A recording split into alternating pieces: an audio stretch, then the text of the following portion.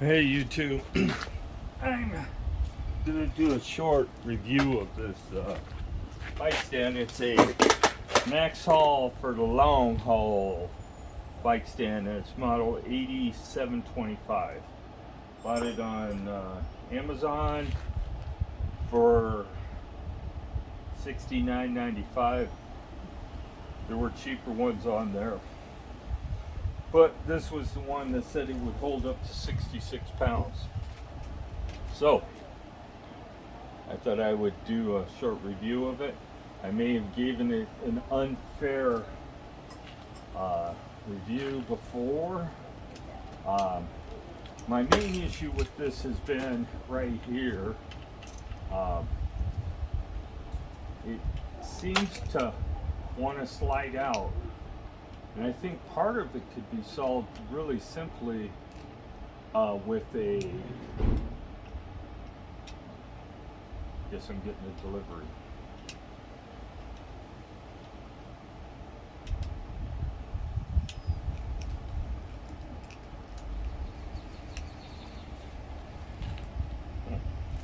I didn't even see the guy. Already delivered it. Is this slides out?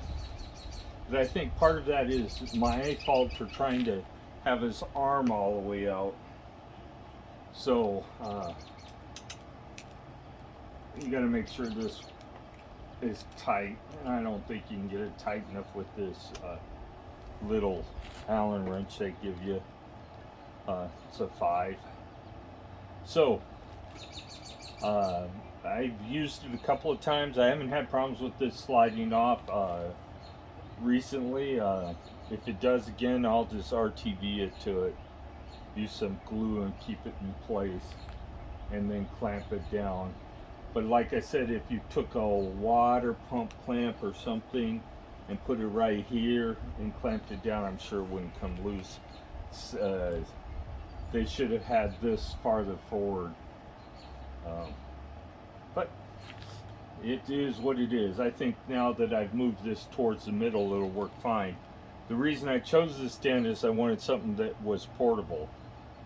So it'll fit underneath of our RV here. So it comes with a stability stand.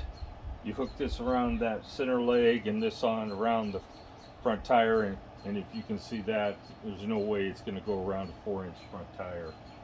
But I think I'll take this off and get a bungee cord for it. And what you do is you put this up against the front wheel, and you can stabilize this so the bike stays level. They realize that some bikes are going to be heavier than others. If you could clamp this on the top tube of the bicycle, turn this sideways and clamp it on the top tube, it would be probably a little more stable as far as keeping the bike flat. But these electric bikes tend to weigh in the 60-pound range, so it has to be grabbed by the C-tube, plus it's a square tube. There's no other tube to grab it on, really. So I've used it. I used it today in the previous video. I was saying I should find a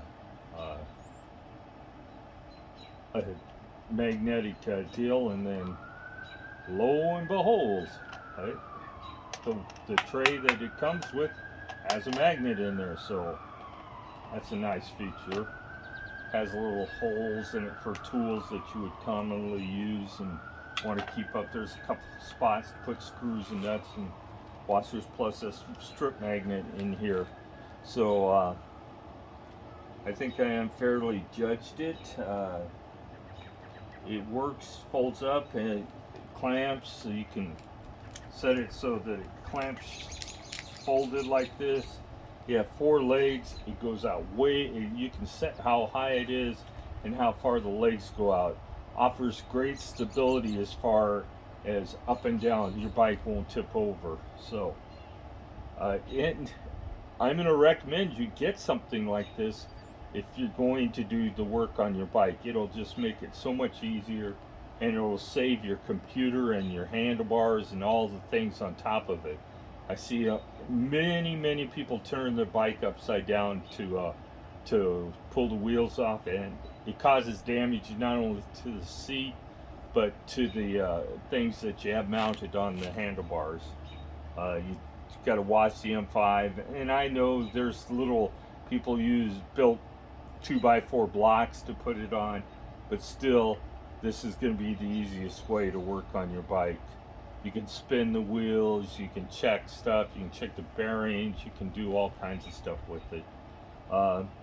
This isn't a park stand, and by no means is it stable like a professional stand, but it also doesn't cost $400. So if you're looking for, this will fit on almost any bike. So if you're looking for something for your bike,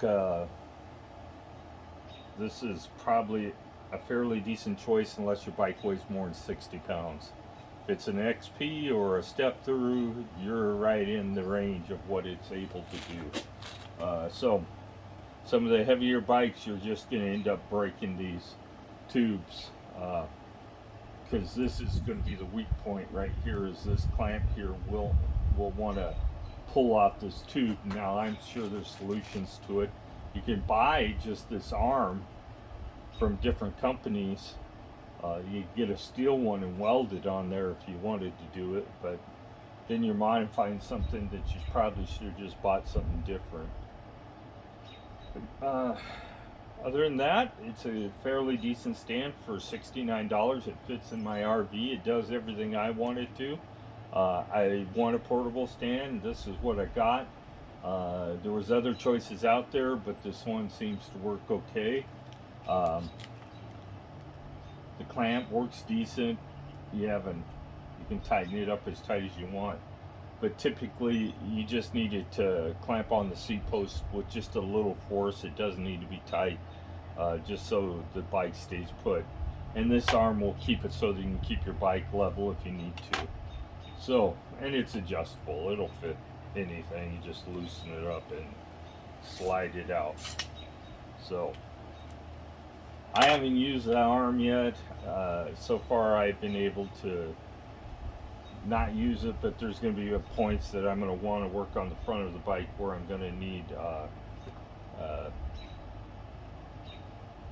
the control of the front of the bike so that it doesn't dip down and touch the pavement or on the front. It can be pretty much tightened up any way you want it.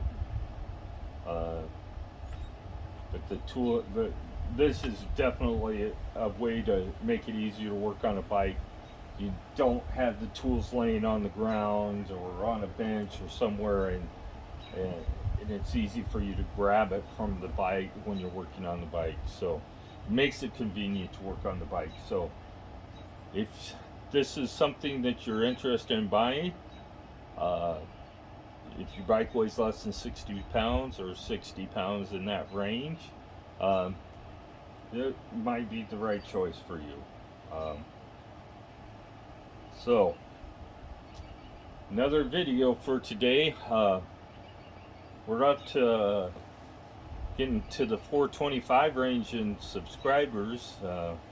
Maybe soon I can get Park Tools interested in showcasing some of their tools, so that you can they have pro tools and they have pro consumer tools available.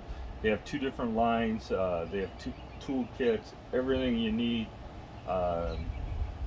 So we'll see if we can get them to sponsor us a few tools so I can point them out and their uses and everything. I've used them pretty much all of their tools.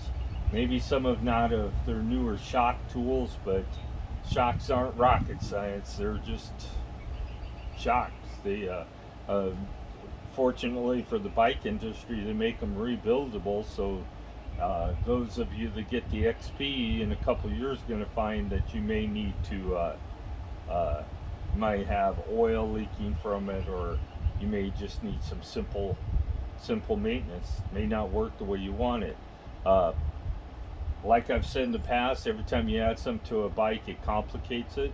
It's another complication, and the front fork is a complication. So it adds to the overall maintenance requirements of the bike. whereas a solid fork doesn't require any maintenance.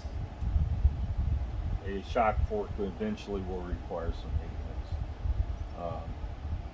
Shocks have their advantage. The 50 millimeter travel is reminiscent of 1989 or 90 as far as shock travel, when people were stealing shock designs off motorcycles and putting them on bikes.